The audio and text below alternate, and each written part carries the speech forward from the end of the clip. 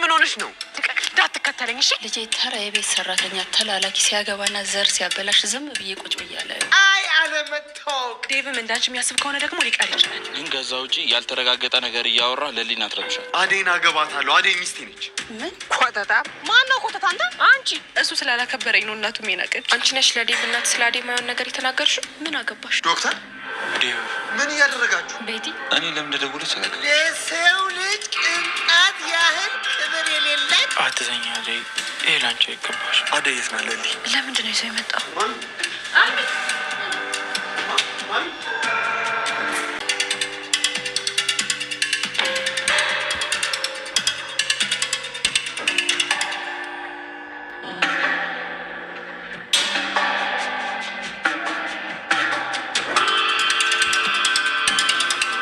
አደይ ይባላል። አደይ ማንሽ? ሁላችሁም ውጡልኝ አንዴ። ወዴት ነው የምንወጣው? ማሚ ወደ ፈለጋችሁበት ውጡና ውጭ ጠብቁኝ። እኔና እሷ የምናወራዋለን። የዴቭ እናት አደይን ልጄ በፍጹም አንቺን አያገባም፣ አንቺ ማለት የቤት ሰራተኛ ነሽ፣ ስለዚህ ለልጄ አትመጥኙም፣ ከየት አይነት ቤተሰብ እንደመጣሽ ታውቂያለሽ፣ እናም ልጄ እንዳንቺ አይነት ሴት በፍጹም አያገባም ስትልም አደይን ከፍ ዝቅ አድርጋ ሰደበቻት።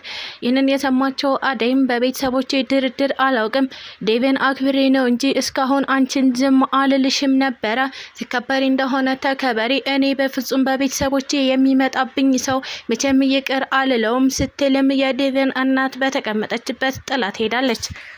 እጅግ በጣም እየተናደደችው አደይ ዴቭ ወዴት ልትሄጂ ነው እያለ ሊያስቆማት ቢሞክርም ነገር ግን አደይ ዴቭን በጥፊ በማለት ነበረ ወይ ከኔ ወይ ከቤተሰቦችህ ምረጥ ስትል ጥላው የሄደችው።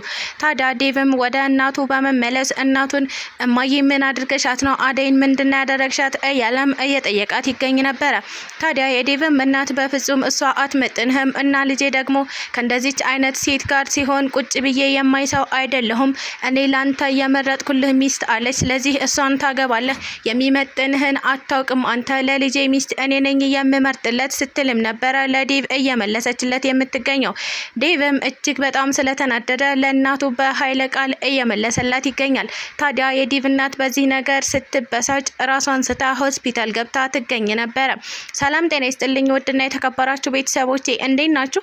እግዚአብሔር ይመስገን እኔ በጣም ደህና ነኝ። በያላችሁበት ሰላማችሁ ይብዛ እያልኩኝ እንኳን ወደ ቻናሌ በሰላም መጣችሁ። ለዚህ ዩቲዩብ ቻናል ደግሞ አዲስ ከሆናችሁ ላይክ፣ ሼር፣ ሰብስክራይብ በማድረግ ቤተሰብ ሁኑ። እንዲሁም ደግሞ ሀሳብ አስተያየትም ካላችሁ ኮሜንት ላይ አሳውቁኝ። ለዛሬው ደግሞ ሰራተኛዋ አደይ ፊልምን ክፍል 208 ይዤላችሁ መጥቻለሁ። እስከ ቪዲዮ ፍጻሜ አብራችሁን ቆዩ። ፍጻሜ ያገኘው የዴቭ እና የአደይ ፍቅር በስከ መጨረሻ የጋብቻ ስነ ስርዓታቸውን ሊያካሂዱ እየተዘጋጁ ይገኙ ነበረ። ይህ በእንዲህ እያለ የዴቭ እናት ከሀገር ታይላንድ ወደ ሀገር ውስጥ በመምጣት የጋብቻ ስነ ስርዓታቸውን እንዳበላሸችባቸው አይተናል። የዴቭ እናት ለሰራተኛ ያላት ክብር እጅግ በጣም እየወረደ እናም ደግሞ ሁሉም ሰው ዝቅተኛ ማለትም እሷ እራሷን የበላይ አድርጋ የምታይ ሴት ናት። ስለዚህ አደይና ዴቭ በፍጹም መጋባት የለባቸውም ትላለች የዴቭ እናት። እኔ ልጄን ከምኖርበት አካባቢ ቆንጅዬና የባለ ሀብት ልጅ እንዲሁም የከተማ ልጅ አጋባዋለሁ፣ በፍጹም እንዲህ አይነት ልክስክስ ሴት በፍጹም አያገባም ስትል ነበረ ዴቭን እያዋረደችው የምትገኘው።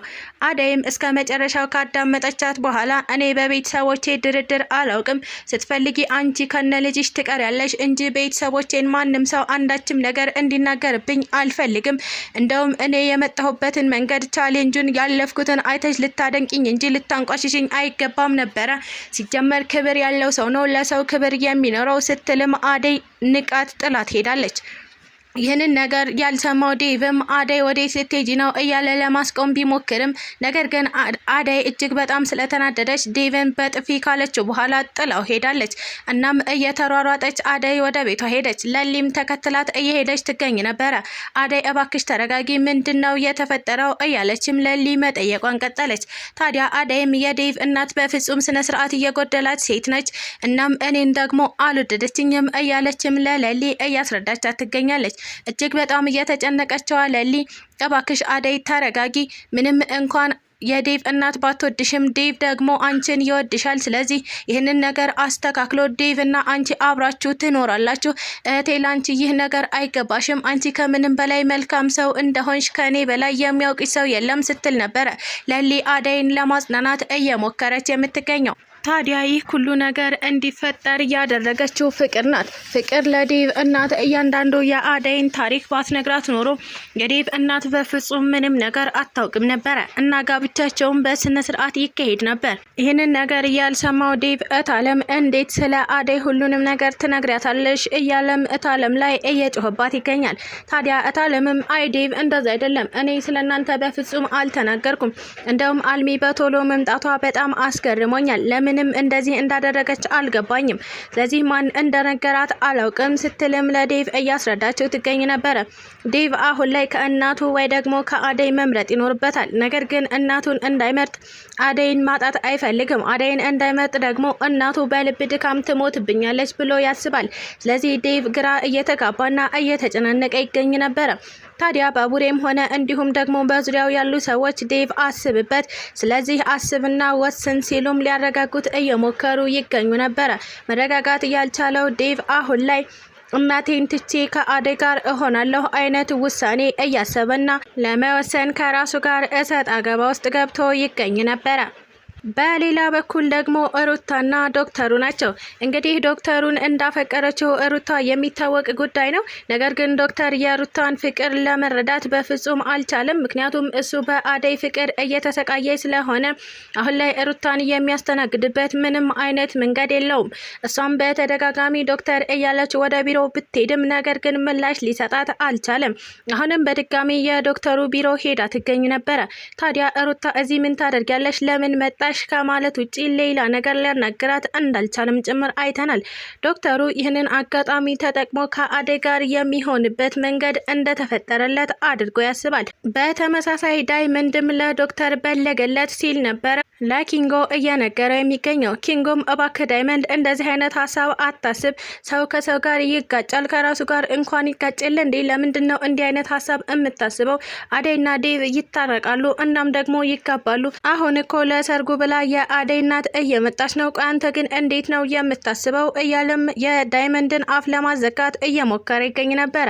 ታዲያ ይህንን እየተጫወቱ ያሉ ዶክተሩ መኪናውን አስነስቶ በአጠገባቸው እያለፈ ይገኛል። ዶክተሩንም ዳይመንድ ቀና ብሎ በማየት እንዴ ዶክተር እንዴት ነህ? ናዚ ቁምና የሆነ ነገር ላውራ እያለ እየጠየቀው ነበረ። ታዲያ ዶክተሩም ስለ አደይ ስለሰማ ወደ አደይ ጋር እየሄደ ስለሆነ አይ ዳይመንድ አሁን የማደርገው ጉዳይ አለኝ፣ ባይሆን ስመለስ ጠብቀኝና እናወራለን ሲልም አልፏቸው ሊሄድ ሲል እንዴ ዶክተር እኔ ላንተ ብዬ ነው፣ ቆንጆ ዜና አለ፣ እናም ደግሞ እንኳን ደስ ያለህ ነበረ ያለው ዳይመንድ። ታዲያ ዶክተር ምን አግኝቼ ነው ደስ ያለኝ? ቆይ ለምንድን ነው እንደዚህ የምትለው? ምን ተፈጠረ? ሲልም እየጠየቀው ይገኛል። አይ ቁጭ ብለን ካልሆነ ማውራት አልችልም፣ በቃ ዶክተር ወደምትደርስበት ድረስና ና ሲልም ሸኝቶት ይገኝ ነበረ። ታዲያ ዶክተሩ አደይን ለማጽናናት ወደ ለሊ ቤት በሄደበት ሰዓት አደይ የት ናት ሲል ለሊን ጠየቃት። እናም መኝታ ቤት እንደሆነች ነገረችው። ታዲያ ዶክተሩ ወደ አደይ መኝታ ቤት በመግባት አደይን ለማጽናናት እየሞከረ ይገኝ ነበረ። ተረጋጊ፣ ዴቭና አንቺ በጣም ትዋደዳላችሁ፣ እናም ደግሞ እናንተ መቼም አትለያዩ። የዴቭ እናት ስነ ምግባር የጎደላት እንደሆነች አውቃለሁኝ፣ ነገር ግን አንቺን አለመውደድ እና አምኖ አለመቀበል እጅግ በጣም ጅልነት ነው እያለም እያጽናናት ይገኛል። ታዲያ ዴቭም አደይን ይቅርታ ለመጠየቅ ወደ አደይ ጋር ጎራ ብሎ ይገኝ ነበረ። አሁን ላይ አደይና ዶክተር ተቀምጠው አገኛቸው። እናም ዴቭ የራሱን ጥፋት ለመደበቅ አደይ ቆይ ከዚህ ሰውዬ ጋር ምን ታደርጊያለሽ ሲል አደይ ላይ እየጮህባት ይገኛል። አደይም በመጥፎ አይኗ እያየችው ትገኝ ነበረ። ከሱም ብሎ ሊቆጣኝና ሊገላምጠኝ አይችልም አይነት ፊት እያሳየችው ትገኛለች። ታዲያ ዴቭም ይህንን አጋጣሚ ተጠቅሞ አንቺ እኔን የተለያየሽኝ ከዶክተሩ ጋር ለመሆን ነው የሚላት ይመስለኛል። ምክንያቱም አሁን ላይ ያገኘበት መንገድ ጥሩ ስላልሆነ። እንግዲህ በቀጣይ ቪዲዮ ደግሞ ምን አዲስ ነገር እንደሚፈጠር ተከታትለን የምናቀርብ ይሆናል። ስለተከታተላችሁኝ አመሰግናለሁ። ለቻናሌ ደግሞ አዲስ ከሆናችሁ ላይክ፣ ሼር፣ ሰብስክራይብ በማድረግ ቤተሰብ ሁኑ። እንዲሁም ደግሞ ሀሳብ አስተያየትም ካላችሁ ኮሜንት ላይ አሳውቁኝ። ኢትዮጵያ ለዘላለም ትኑር እያልኩ ሰናበታችኋለሁ።